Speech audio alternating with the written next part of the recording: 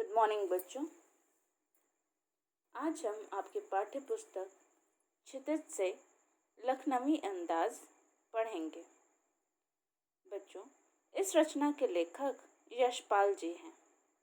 आइए इस पाठ को पढ़ने से पहले थोड़ा सा लेखक परिचय जान लेते हैं। सुप्रसिद्ध साहित्यकार यशपाल जी का जन्म पंजाब के फिरोजपुर छावनी में सन 1903 को हुआ था। इन्होंने प्रारंभिक शिक्षा कांगड़ा में और उच्च शिक्षा लाहौर में प्राप्त की। यशपाल विद्यार्थी काल से ही क्रांतिकारी गतिविधियों में जुट गए थे। अमर शहीद भगत सिंह और सुखदेव के साथ मिलकर इन्होंने भारतीय स्वतंत्रता आंदोलन में भाग भी लिया था। स्वाधीनता की क्रांतिकारी गतिविधियों में भाग लेने के कारण वे कई बार जेल भी गए। मेरी तेरी उसकी बात पर इन्हें साहित्य अकादमी पुरस्कार भी मिला था। इनकी रचनाओं की भाषा स्वाभाविक और सजीव है। इनकी कहानियों में कथा रस सर्वत्र मिलता है, मतलब चारों ओर मिलता है। वर्ग संघर्ष, मनोविश्लेषण और पैना व्यंग इनकी रचनाओं में मुखरित है, मतलब दिखाई देती है। सामाजिक समानता के साथ साथ आर्थिक समानता समाज को उन्नत बनाने का ही एक रास्ता है। इनकी रचनाएं हैं ज्ञानदान, तर्क का तूफान, पिंजरे की उड़ान, वादुलिया, फूलों का कुर्ता, उत्तराधिकारी और भी कई रचनाएं हैं इनकी। चलिए थोड़ा सा पाठ परिचय देख लेते हैं। इस पाठ में जो कि है आपका लखनवी अंदाज, यह एक व्यंग्य रचना है जिसमें यह स्पष्ट किया गया है कि बिना कथ्य के कहानी नहीं रची जा सकती। कहानी के लिए विचार, घटना तथा पात्र होने आवश्यक है। यदि कहानीकार मतलब कहानी लिखने वाला बिना कथ्य की कथा लिख भी दे तो उनकी रचनागत तुष्टि उस लखनवी नवाब जैसी है जो खीरे को खाने की बजाय उसे सूंघकर गंध और स्वाद की कल्पना मात्र पेट भर जाने की सूचना ऊंची डकार द्वारा देता है। जीवन के असली रूप को छोड़कर बनावटी जीवन शैली अपनाना वास्तविकता से दूर भागना है, यथार्थ से दूर भागना है। तो आइए बच्चों पढ़ लेते हैं पाठ लखनवी अंदाज। मुफस्सिल की पैसेंजर ट्रेन चल पड़ने की उतावली में पुकार रही थी। मतलब जो था ट्रेन जो था वो चलने की तैयारी में थी। उतावली मतलब जल्दी में, जैसे वो ट्रेन चलने ही वाली थी। आराम से सेकंड क्लास में जाने के लिए दाम अधिक लगते हैं। दूर तो जाना नहीं था। भीड़ से बचकर एकांत में नई कहानी के संबंध में सोच सकने और खिड़की से प्राकृतिक दृश्य देख सकने के लिए टिकट सेकंड क्लास का ही ले लिया। कहने का अर्थ ये कि जो नगर के आसपास में ही चलने वाली जो स्थानीय पैसेंजर ट्रेन थी, लोकल ट्रेन जिसको आप सब जानते हैं पैसेंजर ट्रेन, वो चलने की तैयारी में थी और वो आवाज़ दे रही थी। और लेखक भी जो थे आराम से सेकंड क्लास में जाने के लिए दाम अधिक होते हुए भी वो भीड़ से बचना चाहते थे, एकांत में बैठ के अपनी नई कहानी के विषय में सोचना चाहते थे और खिड़की से प्राकृतिक दृश्य का मजा लेना चाहते थे। अंततः उन्होंने क्या किया, सेकंड क्लास का ही टिकट अपने लिए ले लिया। गाड़ी छूट रही थी। सेकंड क्लास के एक छोटे डिब्बे को खाली समझकर जरा दौड़कर उसमें चढ़ गए। अनुमान के प्रतिकूल डिब्बा निर्जन नहीं था। एक बर्थ पर लखनऊ की नवाबी नस्ल के एक सफेद पोश सज्जन बहुत सुविधा से पालथी मारे बैठे थे। सामने दो ताजे चिकने खीरे तौलिए पर रखे थे। डिब्बे में हमारे सहसा कूद जाने से सज्जन की आंखों में एकांत चिंतन में विघ्न का असंतोष दिखाई दिया। सोचा हो सकता है यह भी कहानी के लिए कुछ सोच की चिंता में हो या खीरे जैसी अपदार्थ वस्तु का शौक करते देखे जाने के संकोच में हो। नवाब साहब ने संगति के लिए उत्साह नहीं दिखाया। हमने भी उनके सामने की बर्थ पर बैठकर आत्मसम्मान में आंखें चुरा ली। गाड़ी छूटने ही वाली थी और जो लेखक थे वो दौड़ के अपने डिब्बे में चढ़ जाते हैं। अनुमान के प्रतिकूल मतलब जैसा उन्होंने सोचा था बिल्कुल उसके उल्टा। डिब्बा निर्जन नहीं था, मतलब सूना नहीं था। वहाँ एक बर्थ पर पहले ही से लखनऊ की नवाबी नस्ल के एक सफ़ेद पोश सज्जन, मतलब जो लखनऊ के नवाब होते हैं, वो बहुत ही आराम से सुविधा समझता आराम से पालथी मारकर बैठे हुए थे और उनके सामने दो ताजे चिकने खीरे तौलिए पर रखे थे। जब उन्होंने लेखक को देखा अचानक से डिब्बे में कूदते हुए तो उनको ऐसा लगा देखने पर कि जैसे उनके एकांत में खलल पड़ गया होगा। सोचा हो सकता है यह भी कहानी के लिए, अब लेखक सोचते हैं कि जो असंतोष का कारण है, हो सकता है ये भी कहानी लिखना चाह रहे होंगे, या फिर खीरे जैसी जो साधारण वस्तु है उसको मतलब ये खाने के लिए लेके बैठे थे और उनको खराब लगा कि लेखक ने उन्हें खीरे खाने का शौक फरमाते हुए देख लिया, अतः वो इस संकोच में होंगे।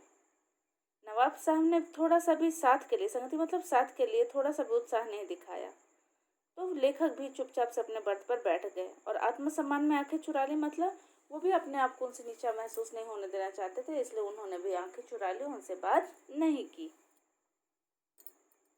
खाली बैठे कल्पना करते रहने की पुरानी आदत है, मतलब खाली बैठे हुए सोचने की इनकी पुरानी आदत है।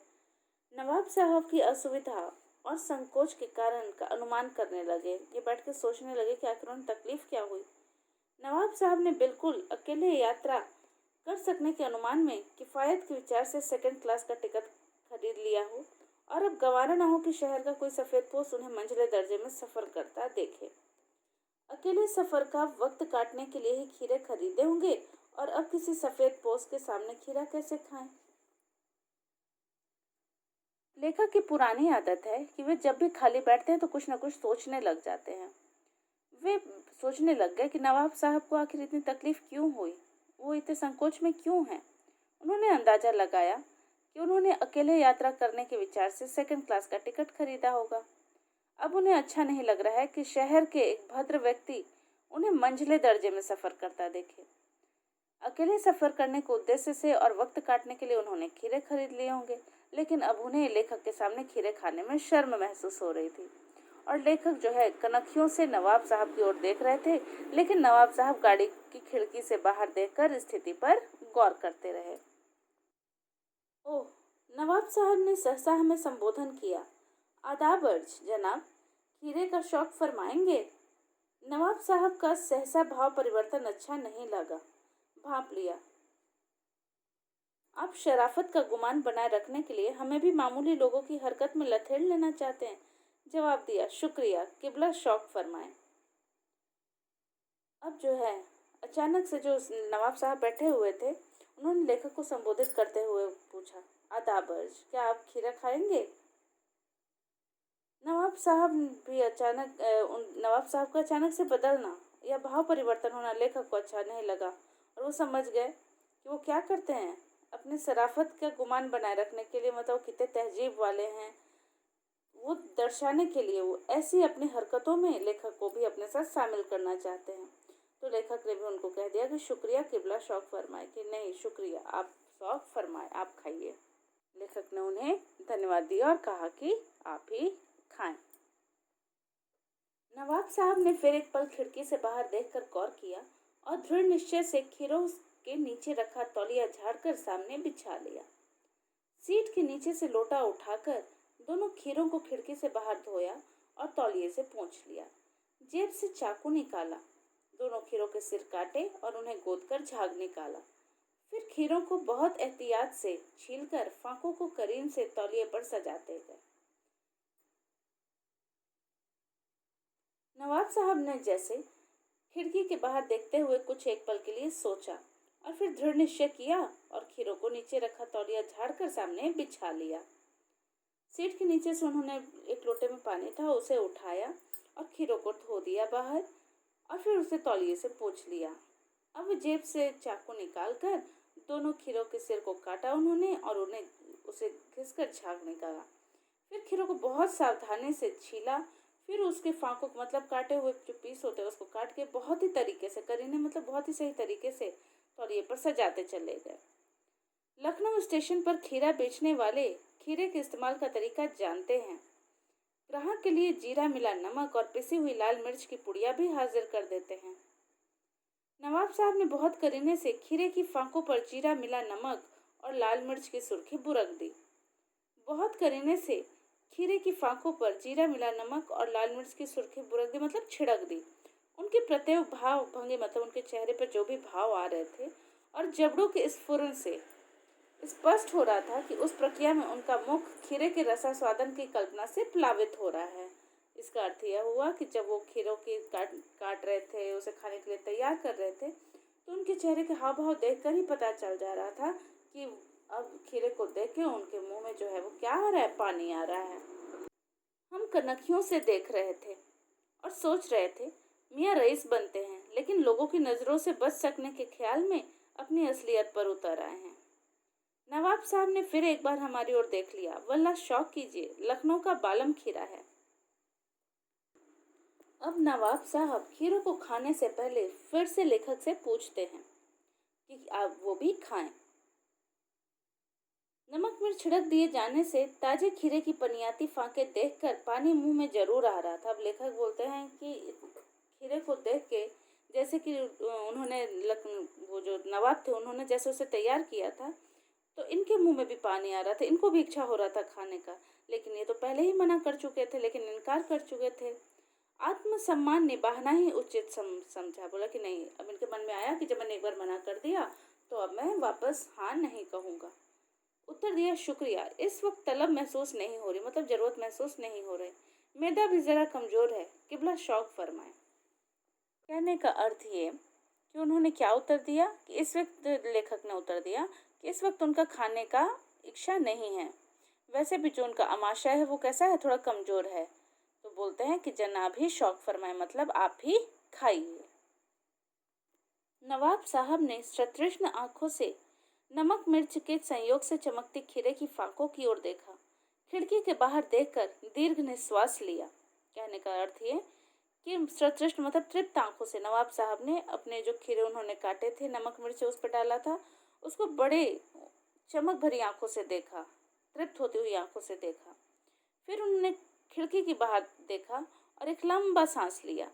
खीरे की एक फांक उठाकर होठों तक ले गए और उन्होंने खीरे का एक जो फांक था उसे उठाया और अपने ओठ तक ले गए। फांक को फिर उन्होंने सूंघा।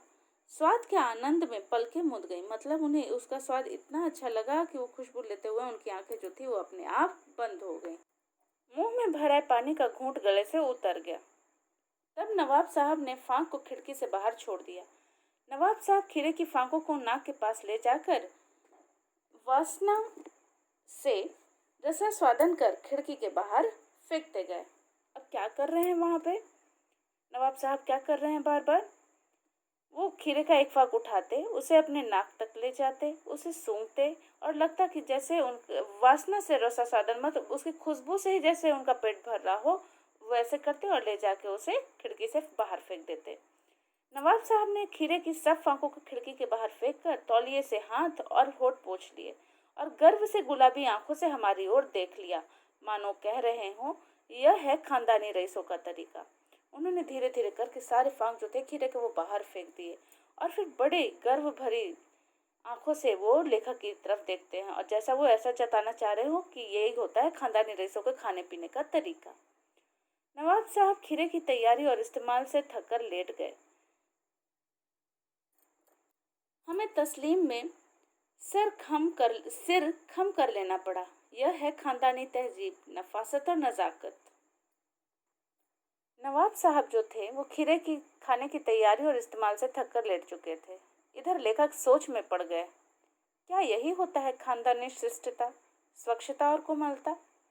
लेखक सोच रहे थे कि इस तरीके को खीरे की सुगंध और स्वाद की कल्पना से संतुष्ट होने का सूक्ष्म, बढ़िया या अमूर्त तरीका जरूर कहा जा सकता है, लेकिन क्या ऐसे तरीके से पेट की तृप्ति हो सकती है? मन हो सकता है भर गया, लेकिन क्या पेट की जरूरत पूरी हो जाएगी?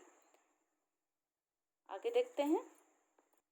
हम गौर कर रहे थे खीरा इस्तेमाल करने से इस तरीके से खीरे की सुगंध और स्वाद की कल्पना से संतुष्ट होने का सूक्ष्म, नफीस और एब्स्ट्रैक्ट तरीका जरूर कहा जा सकता है, परंतु कैसे तरीके से उदर मतलब पेट की तृप्ति हो सकती है?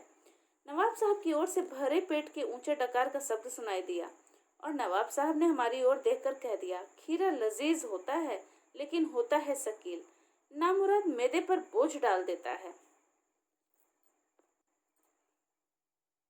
नवाब साहब के पेट से डकार का शब्द सुनाई दिया और नवाब साहब ने लेखक की ओर देखते हुए कहा कि खीरा स्वादिष्ट तो होता है पर आसानी से पचता नहीं है, आमाशय पर बोझ डाल देता है। इस घटनाक्रम से लेखक के ज्ञान चक्षु खुल गए। पहचाना ये है नई कहानी के लेखक। खीरे की सुगंध और स्वाद की कल्पना से पेट भर जाने का डकार आ सकता है, तो बिना विचार घटना और पात्रों के लेखक की इच्छा मात्र से नई कहानी क्यों नहीं बन सकती। नवाब साहब जब डकार लेते हैं और नवाब साहब ने लेखक की ओर देखते हुए ये कहा कि खीरा स्वादिष्ट होता है लेकिन आसानी से पचता नहीं, आमाशय पर बोझ डाल देता है। अब ये सब देखकर लेखक के जो है वो ज्ञान चक्षु चक्षु मतलब नेत्र, मतलब वो उस ज्ञान को पहचान जाते हैं और वो क्या सोचते हैं। उन्होंने जाना कि जब खीरे की सुगंध और स्वाद की कल्पना मात्र से पेट भर जाने की डकार आ जा सकती है, तो बिना विचार घटना और पात्रों के लेखक की इच्छा मात्र से नई कहानी क्यों नहीं बन सकती। उनका कहने का मतलब ये कि जब पेट भर सकता है उस तरीके से, तो बिना विचार घटना और पात्रों के कहानी भी लिखी जा सकती है। तो ये था आपका पाठ लखनवी अंदाज। इसे ध्यान से पढ़ें और समझें। धन्यवाद।